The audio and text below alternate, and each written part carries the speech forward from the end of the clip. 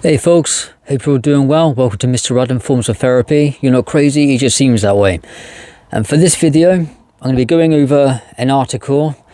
This is about a woman who survived suicide at 25 and has a lot of experience dealing with intrusive thoughts and serious OCD. So I thought this would be a really interesting one to go over, and if you or anyone else suffers from things like OCD or intrusive thoughts, then just maybe you'll be able to relate to this quite well. Quick thank you to all my subscribers, and I hope you like this article. I find it quite insightful. So this woman will remain anonymous for her sake, so I'll call her Lisa for this video. That's not her actual name, of course, but her story begins. She blogs about not realizing she had obsessive-compulsive disorder. Some people don't realize they have it for years.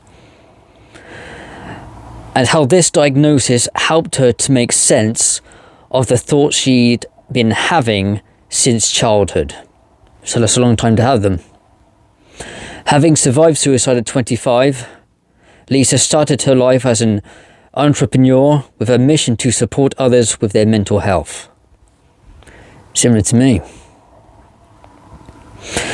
She goes on, I was formally diagnosed with obsessive-compulsive disorder in February 2018. I didn't know I had this illness. It's been with me for 26 years, and I didn't see it until I was 25. That's the thing. Many mental disorders are hidden illnesses, hidden even from ourselves. It all seems obvious in hindsight, and what a relief to understand now. Yeah, that's exactly how I felt when I finally realised the truth. Took me a few years, but I did. I, like many others I'm sure, used to associate OCD with not being able to leave a room unless the light had been switched on and off a certain amount of times. No, Lisa, you're not alone. Loads of people do that. Or repeatedly counting an aversion to odd numbers. Or consistently cleaning your home. While these presentations are true in some cases, they reveal only the latter half of the illness. The compulsions. Yeah, exactly. Compulsions are the often noticeable behaviours associated with OCD. Oh, and a small detail here, I'm guessing she's British like me because she uses the British spelling here, not the American spelling. Just a small detail that I noticed. They are physical or mental acts carried out in an attempt to neutralise bad emotions. Yeah, I've talked about that before, having to neutralise something, undo something if you will. In this piece, I want to focus mostly on obsessions, the hidden, darker companion to the compulsions. I was completely unaware that I had obsessive thoughts. These thoughts are clever, because the voice they are spoken in sounds like your own. True. They are convincing, realistic to you, and almost always very distressing. Definitely there with the distressing part.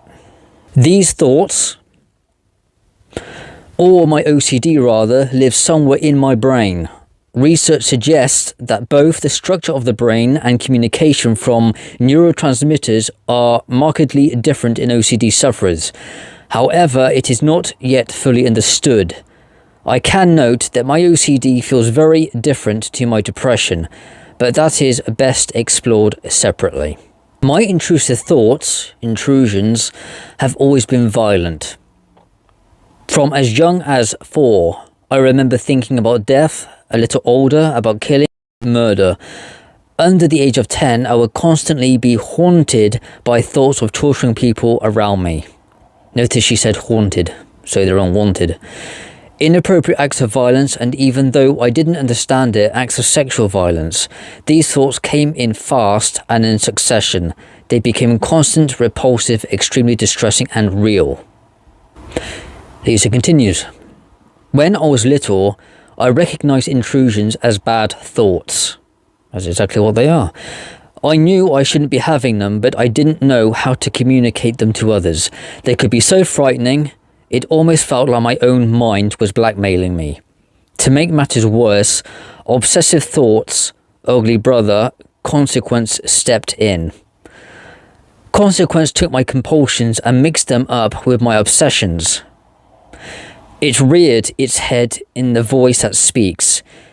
If you don't match all the spoons up together, your mum will die today. If you don't cross your toes when your legs are crossed, you will crash your car into those school children. If you don't wash your hands 3 times in the 12-step process, your house will be robbed while you're at work. Anyone else had those kind of thoughts as well because of their brain? Consequence is a master of blackmail, so clever that I let consequence seep into my conscious mind and let it tell me that I couldn't speak to anyone about my thoughts. Because if I did, I would act upon them. It convinced me that by hiding them, I was protecting everyone else. It linked my obsessions and compulsions seamlessly and meant that I mostly hid my compulsions too out of fear that I would be unveiled. And this is the last bit I'll do for this video. Thank you for watching until this point. I'll continue the rest in the next video. So, believing my intrusions and consequence, I had these thoughts for over 20 years. However, I grew tired of the distress they caused me in my mid-teens and I began to accept them. I believed that I was an awful person, capable of violence, rape and murder, and that I was living a double life. That no one knew who I really was. That I was the only person who must think like this. I felt so incredibly lonely. I completely understand where Lisa's coming from because that's exactly how intrusive thoughts can make you feel. Because you're not a bad person just because these thoughts come into your head. It's very strange that they do. And even though it's very unlikely that you would act on these horrible thoughts, what horrifies people who have them is these thoughts coming into their brains in the first place. That's what can be scary. But I thought this was a really good experience to go through. I'll do part 2 soon. And in the meantime, everyone, take care. All the best. See you soon.